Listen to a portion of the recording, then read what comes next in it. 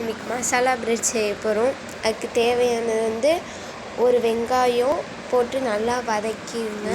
அதுக்கப்புறம் ஒரு தக்காளி, அதுக்கப்புறம் வந்துட்டு பச்சை மிளகாய், இதெல்லாம் வந்துட்டு எண்ணெயில் நல்லா வதக்கி எடுத்துக்கோங்க. அதுக்கு முன்னாடி நெய்யில் நல்லா ப்ரெட்டை வதக்கி தனியாக தட்டில் எடுத்து வச்சுக்கோங்க. அப்புறம் வந்துட்டு இப்போ தக்காளியை போட்டுடலாம். தக்காளியை போட்டு நல்லா வதக்கி எடுத்துக்கலாம். ஸோ அடுத்து பச்சை மிளகா போட்டுக்கலாம். வதக்கிட்டு இப்போ வந்துட்டு மசாலா ஐட்டம்ஸ்லாம் சேர்க்க போகிறோம். ஃபஸ்ட்டு வந்துட்டு உப்பு போட்டுக்கோங்க.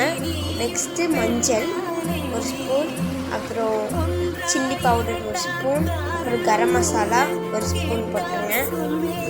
அதுக்கப்புறம் நல்லா கிண்டிக்கோங்க.